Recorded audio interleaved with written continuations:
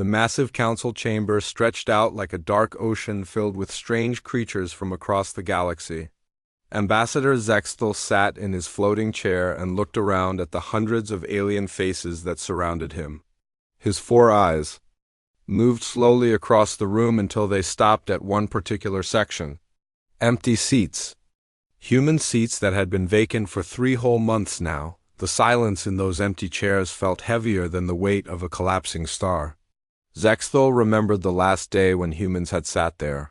Dr. Elena Martinez had been their final speaker.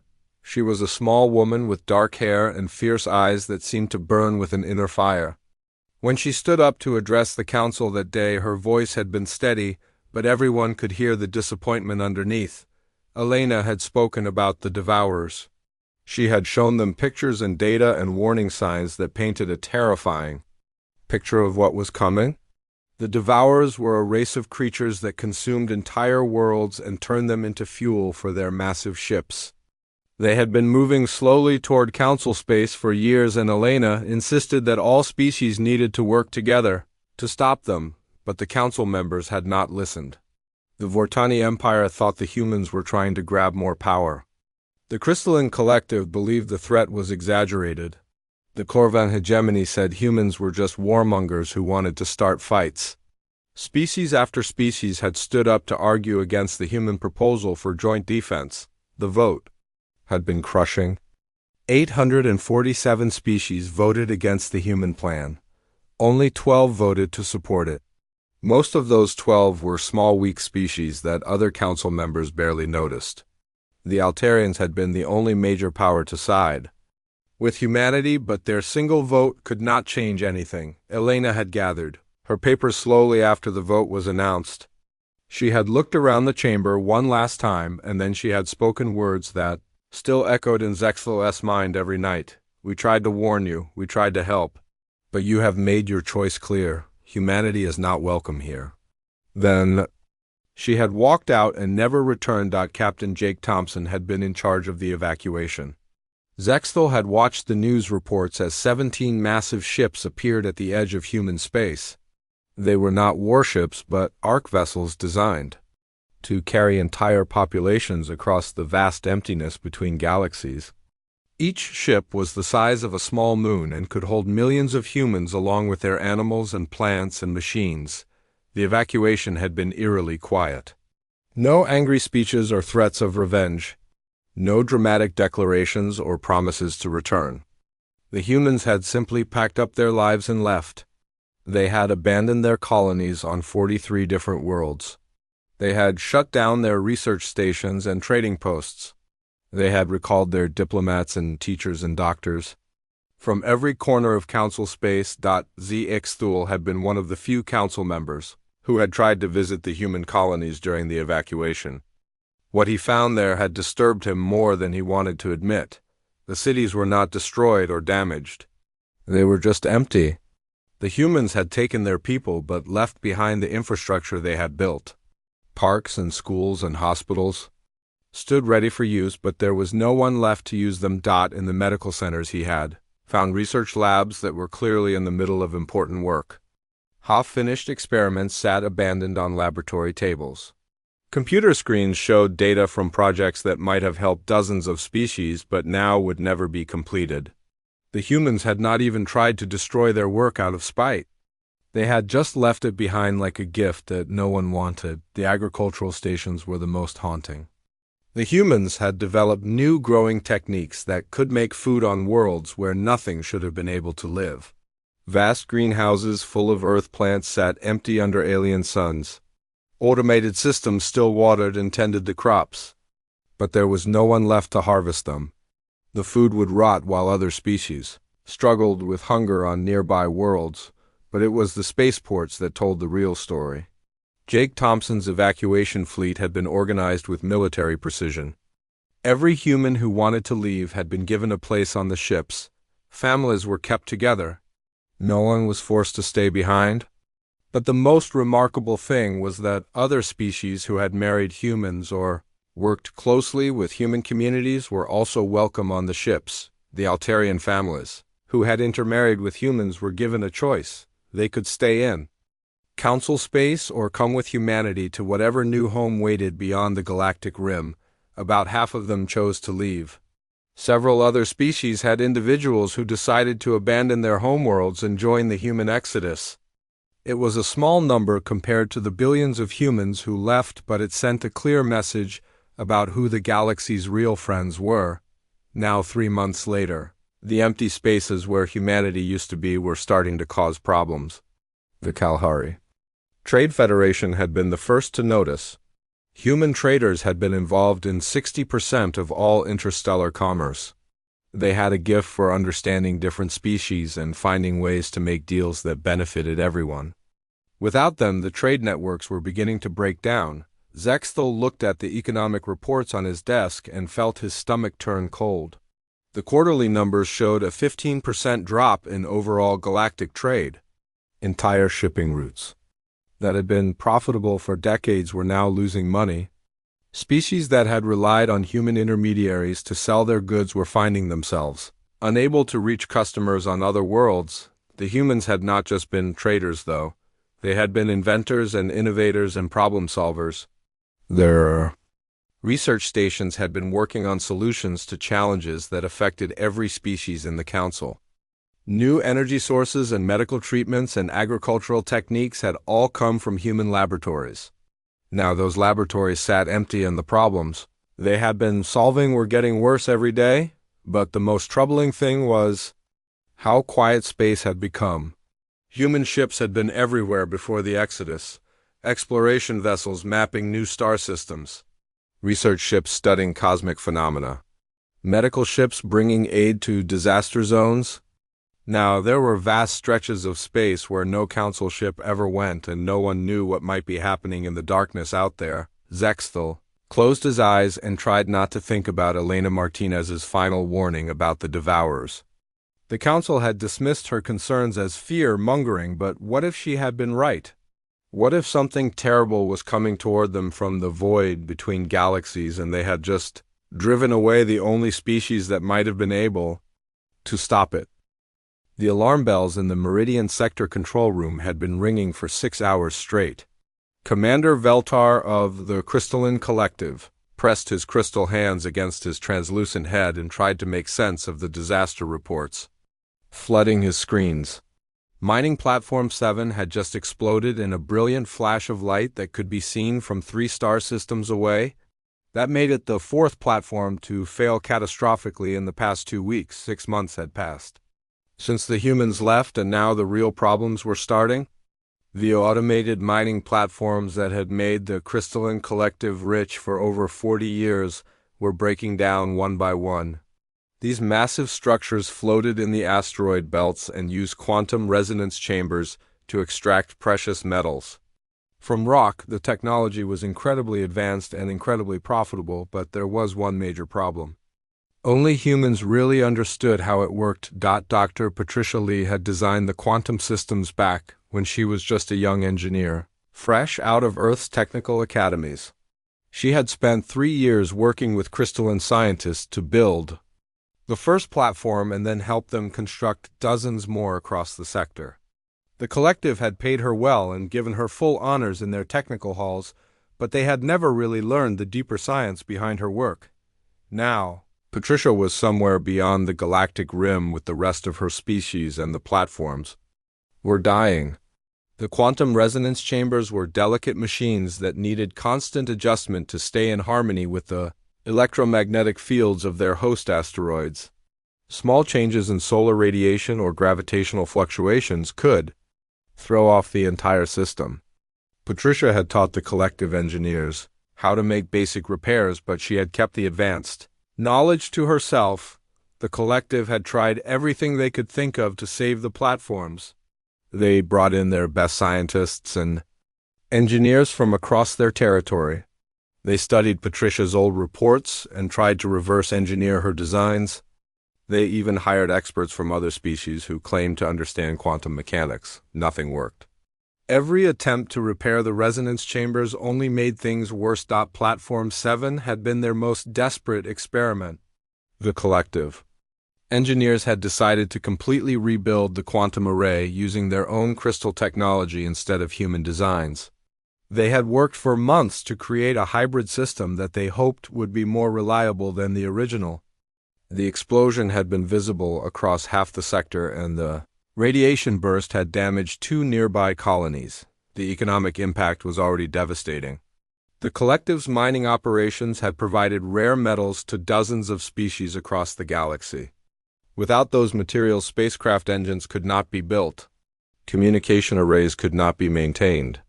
Even basic computer systems would eventually fail without replacement parts. The price of quantum crystals had increased by 300% in just 2 months, and was still climbing, but the mining crisis was not the only problem that was growing worse each day. Admiral Carlos Vega had been humanity's military advisor to the Altarian Defense Force before the Exodus. He had spent 15 years helping the Altarians develop new tactical doctrines and defense strategies. His methods had been so successful that the Outer Rim colonies had not suffered a single major attack in over a decade. Now the Outer Rim was under siege. Pirate fleets that had been afraid to operate in Altarian space were becoming bolder every week. The defense grids that Admiral Vega had designed were still technically functional, but they required human thinking to operate effectively. The systems relied on unpredictable responses and creative tactics that confused attackers and kept them off balance. The Altarian military commanders were brave and skilled, but they followed rigid protocols that made their responses predictable. When pirates attacked, they responded exactly as their training manuals instructed. This made them easy targets for enemy forces who could study their patterns and plan counterattacks. 3 colonies had already fallen, and more were requesting emergency evacuation. The medical crisis was perhaps the most frightening development of all. Dr. Nancy Foster had been the galaxy's leading expert on cross-species biology and infectious disease control. Her research laboratories on 12 different worlds had been working on cures and treatments for illnesses that affected multiple species. When she left with the human exodus, those laboratories had been abandoned with their work half finished. The first plague broke out on a mining world in the Corvan hegemony. It started as a simple respiratory infection among the local population, but quickly spread to the human workers who had stayed behind after the exodus. Within weeks, it had mutated into something that could jump between completely different species. The Corvan medical system had no idea how to contain it. Dr. Foster had dealt with similar outbreaks before by using a combination of treatments that targeted the disease's ability to adapt to new hosts. Her research notes contained detailed protocols for handling cross-species infections, but the notes were written in human scientific language that other species found difficult to understand. Without her there to explain the procedures, the treatments failed, and the plague spread to 6 more worlds. The second outbreak was even worse. A fungal infection on the agricultural world of Harvest Prime began killing the hybrid crops that human botanists had developed to feed multiple species. The fungus attacked the genetic modifications that made the plants nutritious for different alien biologies. As the crops died, millions of beings faced starvation. The third plague was the most terrifying because it seemed to target technology instead of living beings. A strange corrosive substance appeared on space stations throughout the outer colonies. It ate through metal and plastic and crystal with equal efficiency. Ships that encountered it found their hulls dissolving within hours. The substance spread through contact and seemed to be growing stronger as it consumed more materials. Dr. Foster had been working on defenses against technological plagues before she left. Her research suggested that the Devourers might use biological weapons that could destroy both living beings and their technology. But her work had been incomplete when the human evacuation began, and now there was no one left who understood her theories well enough to continue the research. The Galactic Council tried to respond to these crises, but their meetings became exercises in frustration. Each species wanted to protect their own interests first, and cooperation was almost impossible. The Vortani Empire blamed the Crystalline Collective for the mining disasters. The collective accused the Altarians of poor security that allowed pirates to operate. The Altarians pointed out that other species had voted to remove the humans who might have prevented these problems. Meanwhile, the empty spaces where humans used to live grew quieter and more dangerous each day. Automated systems continued to function in human cities, but no one knew how long they would last without maintenance. The hydroponic farms that had fed millions of people were beginning to fail. The power generators that had provided clean energy to entire worlds were showing signs of stress. And somewhere in the darkness beyond the galactic rim, something was moving toward them. Long-range sensors occasionally detected strange signals from the void between galaxies. Ships reported seeing lights where no stars should exist.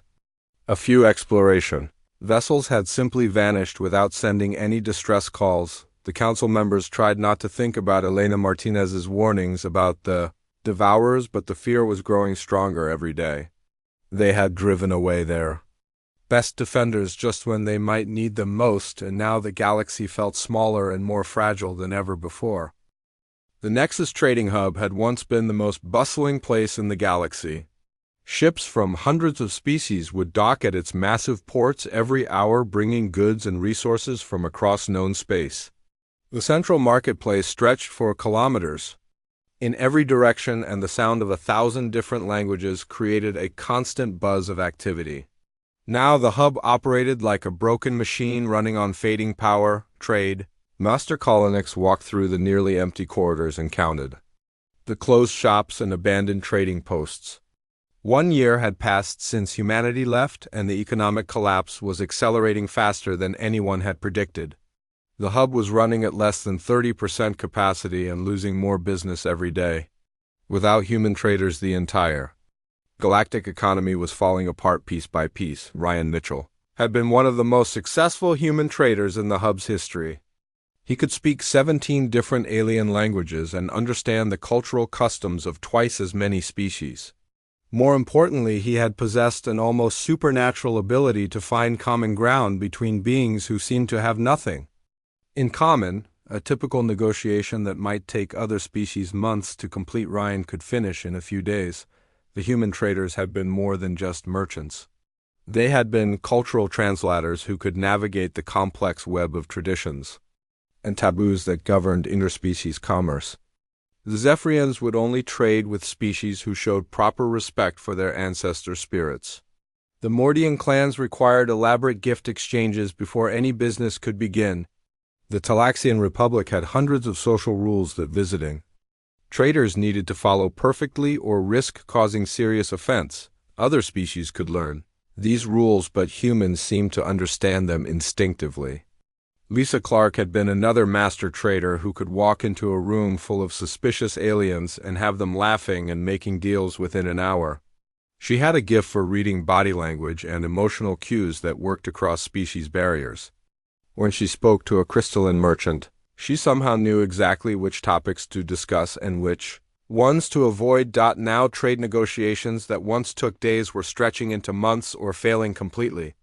The Corvan hegemony had been trying to buy medical supplies from the Altarian Republic for 8 months. The talks kept breaking down over cultural misunderstandings and diplomatic incidents. Without human mediators, both sides became frustrated and suspicious of each other's motives. The Corvan hegemony was facing its own internal crisis. Their outer territories were in open rebellion against the central government. The planetary defense grids that protected their colony worlds had been designed by Commander Steve Johnson during his years as a human military advisor. The grids were incredibly sophisticated systems that could defend entire planets against invasion fleets, but the defense grids required constant updates to counter new threats and tactics. Steve had designed them to be adaptive systems that could learn from each attack and develop new countermeasures. The problem was that this adaptation required the kind of creative thinking that humans seemed to possess naturally. The Corvan military engineers could maintain the existing systems, but they could not make the intuitive leaps needed to improve them. The rebels had figured this out quickly. They began using unconventional tactics that the defense grids could not counter. Instead of launching direct attacks, they used psychological warfare and sabotage operations that confused the automated systems. Three major colony worlds had already declared independence, and more were considering joining the rebellion.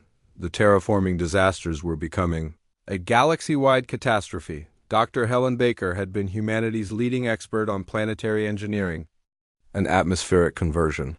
Her projects had been turning dead worlds into garden planets that could support multiple species. 7 worlds that had been months away from completion when she left were now environmental disasters. New Arcadia had been Dr. Baker's masterpiece project. The planet had started as a barren rock with a poisonous atmosphere, but Helen's terraforming program was slowly converting it into a paradise world. The atmospheric processors were introducing oxygen while the biological systems were creating a balanced ecosystem. Millions of colonists were preparing to move there when the terraforming was complete. The Zephyrian Collective had tried to finish the project without human supervision. They understood the basic principles of terraforming, but they lacked Helen's deep knowledge of biological systems and atmospheric chemistry. Their attempts to speed up the conversion process had triggered a runaway greenhouse effect that turned the atmosphere toxic. The planet was now completely uninhabitable and would remain that way for thousands of years. Similar disasters were happening on 6 other worlds. The delicate balance of terraforming required constant monitoring and adjustment that other species could not provide. Introduced plant species were dying out or growing out of control. Atmospheric processors were producing the wrong gas mixtures. Weather control systems were creating devastating storms. Instead of gentle rains, the communication breakdowns were creating new conflicts across the galaxy. Humans had served as natural diplomats and translators not just because they could learn languages quickly, but because they had an unusual talent for understanding different ways of thinking. They could take the concepts of one species and explain them in ways that another species could understand and accept. Without human mediators, old grudges and misunderstandings were festering into open warfare. The Talaxian Republic and the Mordian clans had been engaged in a territorial dispute for decades, but John Davis had kept the situation under control through careful diplomacy. John had understood both cultures well enough to find compromises that both sides could accept even when they could not accept each other. Now the dispute had exploded into shooting war. The Talaxians claimed that the Mordians were violating ancient treaties by expanding into disputed star systems. The Mordians insisted that the Talaxians were trying to steal resources that belonged to clan territories. Neither side could understand the other's position, and both were convinced that they were being cheated. The war was spreading rapidly as other species were forced to choose sides. The Crystalline Collective supported the Talaxians because of old trade agreements. The Vortani Empire backed the Mordians because they feared Talaxian expansion. Within weeks, 6 different species were engaged in active combat, and the fighting was threatening to destabilize an entire sector of the galaxy. The refugee crisis was overwhelming the remaining stable systems. Billions of beings were fleeing from war zones and plague worlds and economic collapse. The relief organizations that had been set up to handle emergencies were designed to deal with disasters affecting single planets or small regions. They could not cope with the scale of suffering that was spreading across the galaxy. Human aid organizations had been the backbone of galactic disaster relief. They had the ships and the resources and the expertise to respond quickly to large-scale emergencies. But more importantly, they had the cultural knowledge needed to provide aid to different species effectively. Feeding refugees required understanding what foods each species could eat safely.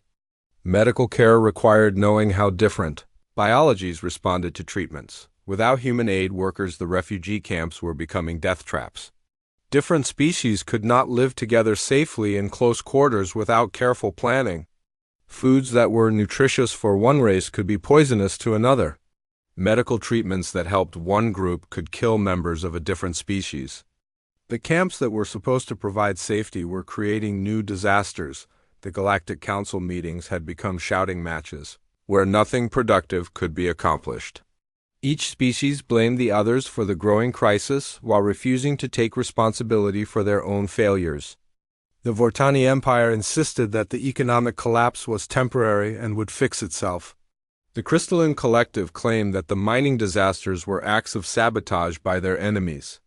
The Corvan hegemony accused other species of supporting the rebels in their territory. Meanwhile, the empty human colonies were becoming symbols of what the galaxy had lost. Automated systems continued to maintain the cities and farms that humans had built, but there was no one left to benefit from their work. Gardens bloomed in empty parks while children's playgrounds stood silent under alien suns. The machines kept working, but the soul of those places had departed with the people who had created them, and in the darkness between the stars, strange signals were growing stronger. Long-range sensors detected massive objects moving through the void where nothing should exist. Ships reported seeing lights that pulsed in patterns that suggested intelligence but did not match any known species. The few exploration vessels that had been sent to investigate had vanished without trace. The council members tried to ignore these reports, but the fear was becoming impossible to suppress. Something was coming toward them from the empty spaces beyond the galaxy, and they had driven away the only species that might have been able to stand against it.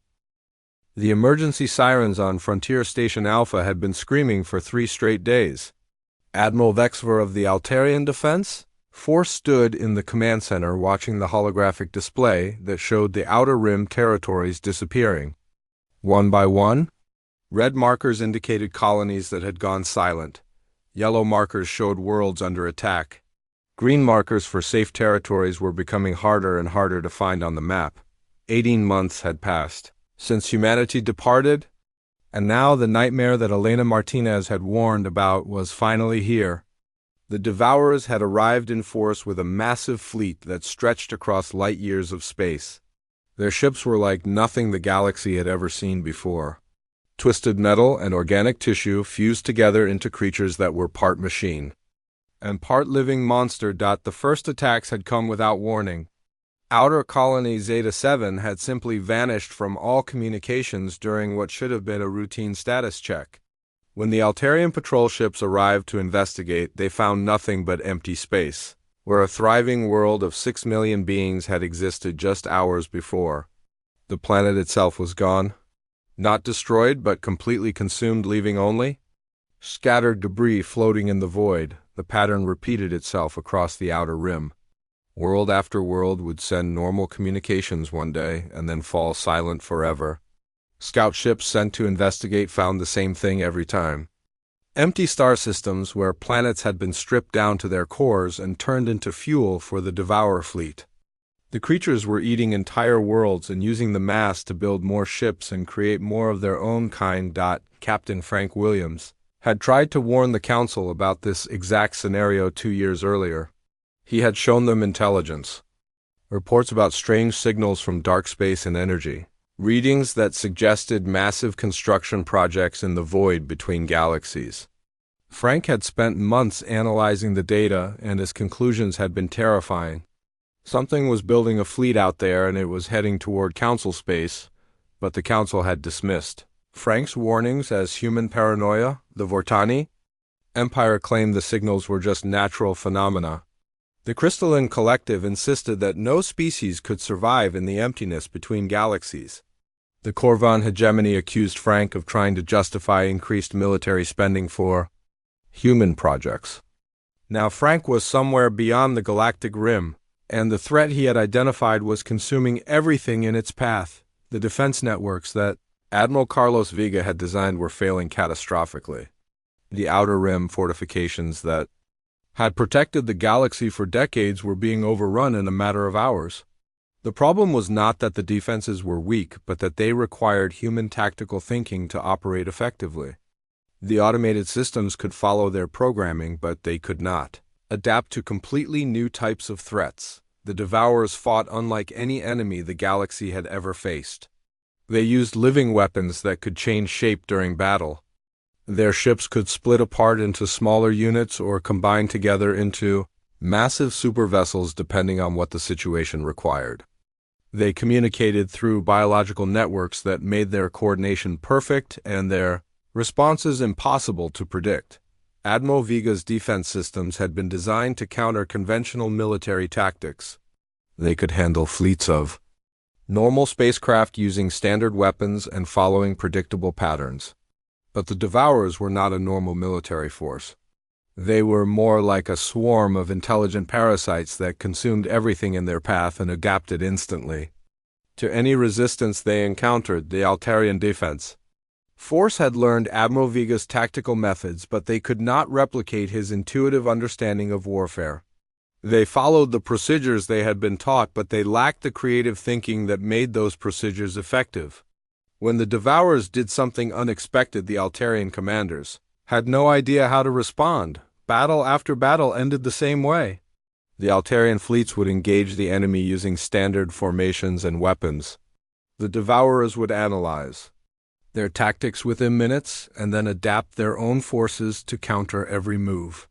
Ships that had worked perfectly against conventional enemies became useless against creatures that could change their entire nature during combat. Dr. Margaret Stone's research laboratories had been abandoned when humanity left, but her work had been crucial to understanding the Devourer threat. Margaret had spent years studying samples of Devourer technology that had been recovered from deep space probes. Her analysis had revealed that the creatures used a form of biological engineering that could absorb and adapt to any technology they encountered. Margaret's research notes contained detailed plans for weapons and defenses that could counter Devourer adaptation. She had discovered that certain frequencies of energy could disrupt their biological networks and prevent them from changing their form. Her laboratories had been close to developing protection systems that could make ships immune to Devourer consumption. All of that knowledge was now lost somewhere in the void with the rest of humanity. The refugee situation was becoming impossible to manage. Billions of beings were fleeing from the advancing Devourer fleet, but there was nowhere safe for them to go. The creatures moved faster than conventional ships, and their consumption of entire star systems left no hiding places behind their advance. Refugee fleets would arrive at what they thought were safe systems, only to find the Devourers already waiting for them. The evacuation ships were overcrowded and running out of supplies.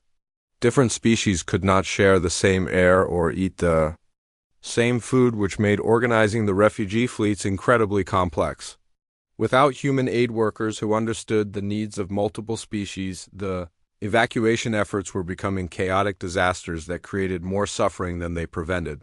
Planet Sanctuary 12 had been designated as a major refugee center, but the relief operation had turned into a nightmare. Zephyrian refugees needed methane atmosphere to breathe, while crystalline beings required silicon-rich environments. The Talaxian families could not eat any food that had been touched by Mordian biochemistry. Human relief workers had always handled these problems by creating separate zones for each species, but the current organizers had no idea how to manage such complex logistics. The Galactic Council was in complete chaos. Emergency sessions were called every day, but nothing productive was accomplished. Species that had been allies for centuries were now blaming each other for the disaster. The Vortani Empire accused the Altarians of providing inadequate defense. The Crystalline Collective claimed that other species were not contributing enough resources to the war effort. The Corvan hegemony insisted that the entire crisis was the result of poor leadership by the Council itself. Desperate messages were being broadcast into the void beyond the galactic rim where humanity had vanished. The same species that had voted to expel the humans were now begging them to return and save everyone. The Vortani Empire offered to give humanity entire star systems as payment for their help. The Crystalline Collective promised to share their most advanced technology. The Corvan hegemony pledged eternal alliance with any human government that would defend their worlds, but the void offered no response. The human colonies had been abandoned for over a year, and their automated systems were beginning to fail. The cities that had once been full of life were now silent monuments to what the galaxy had lost. Gardens wilted in empty parks while schools and hospitals stood, ready to serve populations that would never return. The Devourers continued their advance toward the galactic core, consuming everything in their path. Their fleet had grown larger, With each world they devoured and their adaptation to galactic defenses was becoming more sophisticated. Intelligence reports suggested that they had learned to mimic the technology of the species they consumed, which made them even more dangerous than before. Long-range sensors detected massive construction projects in the conquered territories. The Devourers were building something enormous from the remains of the worlds they had eaten. The energy signatures suggested weapons of incredible power that could destroy entire star systems from vast distances. Whatever they were building would be completed soon, and when it was finished, nothing in the galaxy would be safe from their hunger. Admiral Vexfer looked at the tactical display and tried to calculate how much time they had left. At their current rate of advance, the Devourers would reach the core worlds within 6 months. The remaining Council fleets might slow them down but could not stop them. The galaxy needed a miracle, but the only species that had ever been good at creating miracles had been driven away by the very beings who now needed them most. The irony was bitter but undeniable. The Galactic Council had destroyed itself by rejecting the one-member species that could have saved them all. Now they could only wait and hope that somewhere in the darkness between the stars humanity had found a new home and built a better civilization than the one they had tried so hard to protect. Ambassador Zexthal stood alone in the ruins of the great council chamber on the capital world of Nexus Prime.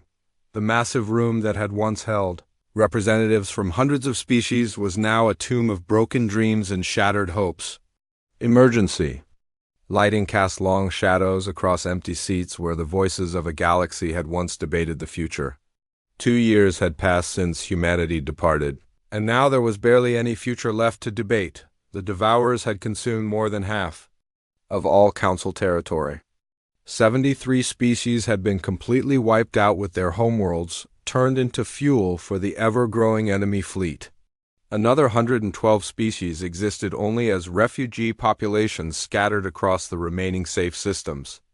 The great civilization that had taken thousands of years to build was crumbling into dust in a matter of months. Zexthal walked slowly through the debris that covered the chamber floor. Pieces of the great ceiling had fallen during the last Devourer attack on the capital system. The creatures had not tried to invade the planet, but their presence in nearby space had been enough to cause panic and riots in the streets below. The Council government had evacuated to a hidden facility in the Outer Rim, but Zexthal had chosen to stay behind in the empty halls where it all began. The final evacuation ships were preparing to leave within the hour. Everything that could be saved from 10,000 years of galactic civilization was being loaded onto cargo vessels for transport to the emergency capital on Refuge Station. Ancient artifacts and cultural treasures and scientific databases were being packed away like household goods from a family that had lost their home. Most of it would probably be lost anyway when the Devourers reached the Outer Rim. The irony was so bitter that Zexthal could taste it in the recycled air of the ruined chamber. The Galactic Council had spent centuries building a perfect democracy, where every species had an equal voice in shaping their shared future. They had created laws and institutions and traditions that allowed hundreds of different civilizations to work together in peace. But in the end, their greatest achievement had also been their greatest weakness. The Council had been so committed to equality and consensus that they could not recognize wisdom when it came from an unexpected source. Humanity had been just one voice among hundreds, but their warnings about the Devourer threat had been based on hard evidence and careful analysis. The other species had rejected that evidence not because it was wrong, but because accepting it would have meant admitting that humans understood some things better than anyone else. Dr. Patricia Lee's quantum resonance technology could have powered weapons capable of disrupting Devourer biology. Her research into the fundamental forces that held matter together had revealed weaknesses in the enemy's adaptive systems. The weapons she had designed could have prevented the creatures from changing their form during battle and made them vulnerable to conventional attacks. But her laboratories had been abandoned when humanity left, and her work had died with their departure. Admiral Carlos Viga's tactical innovations could have turned the tide of every battle. His understanding of unconventional warfare and adaptive strategy had been perfectly suited to fighting an enemy that changed its tactics in real time. Vega had trained dozens of officers from other species, but none of them had possessed his intuitive grasp of military creativity. They could follow his methods, but they could not think like him. When facing new threats, Dr. Nancy Foster's medical research could have saved billions of lives. Her work on cross-species biology had been developing treatments for the biological weapons that the Devourers used to weaken their victims before consuming them. She had been close to creating vaccines that could protect multiple species from Devourer toxins. Her research stations had contained enough information to develop planetary defense systems against biological attack. All of it had been left behind when the humans departed. The evacuation reports made grim reading. The remaining Council species were fleeing toward the Galactic Rim, where they hoped to establish new colonies in unexplored star systems, but they were carrying with them all the same problems that had caused this disaster. The Vortani Empire still insisted that their way of doing things was superior to everyone else. The Crystalline Collective still believed that their technology was more advanced than anything other species could create. The Corvan hegemony still thought that military force was the solution to every problem. None of them had learned the real lesson of what had happened. The galaxy had not fallen because humanity was gone, but because the remaining species could not work together effectively without someone to bridge the gaps between their different ways of thinking. Humans had been the glue that held galactic civilization together, and without them the whole structure had collapsed under its own weight. The emergency beacon was broadcasting its message into the void beyond the galactic rim where humanity had vanished 2 years earlier. The signal carried formal apologies from every remaining Council species and desperate pleas for help. They offered to give humans anything they wanted in exchange for their assistance. Entire star systems and advanced technology and permanent seats on a new council were all promised to the species they had once rejected, but space remained silent in response to their calls. The human colonies had been empty for so long that their automated systems were beginning to fail. The cities that had once been full of laughter and innovation were now silent monuments to what the galaxy had lost. The research stations where humans had worked to solve everyone's problems were dark and cold. The spaceports where human ships had once carried hope to distant worlds were empty except for the wind. Zexthul remembered Elena Martinez's final words to the Council with perfect clarity. She had not spoken in anger or made threats of revenge. She had simply stated the truth that everyone had been too proud to accept. Humanity was not trying to dominate the galaxy or steal power from other species.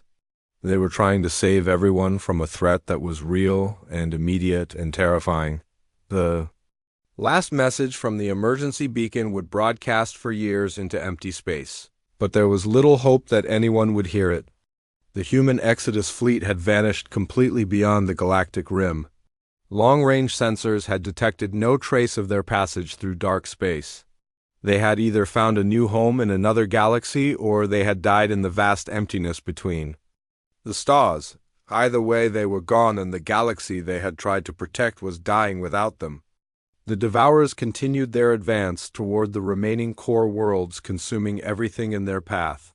Their fleet had grown so large that it blocked out stars when it passed through a system. Their construction projects were building weapons that could destroy entire sectors of space. The final evacuation ship lifted off from Nexus Prime as Zexthul watched from the broken windows of the Council chamber. The vessel carried the last remnants of galactic government toward an uncertain future in the Outer Rim. They would try to establish new colonies and rebuild their civilization in some distant corner of space, but the odds against their success were overwhelming. The Devourers would find them eventually. The creatures had demonstrated an ability to track fleeing populations across vast distances, and their hunger seemed infinite.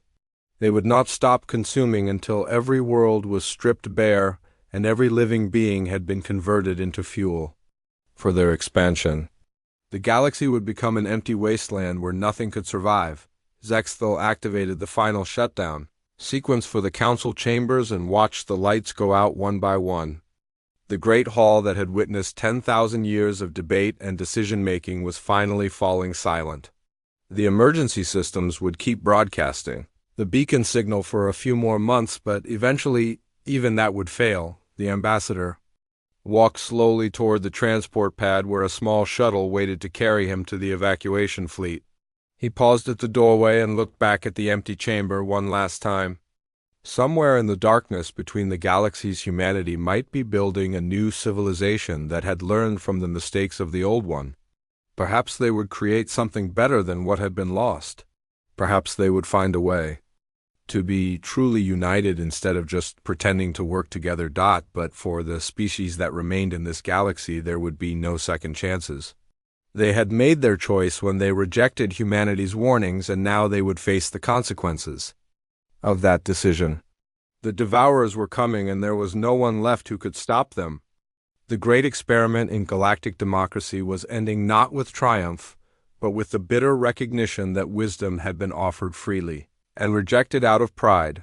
The shuttle lifted off into the darkness, carrying the last witness to the council's final failure. Behind it, the empty chamber continued broadcasting its message into the void where humanity had vanished. The signal would carry across the light years for months or years, telling anyone who might listen that the galaxy had learned wisdom too late to matter. The universe was vast and full of second chances, but some mistakes could never be undone.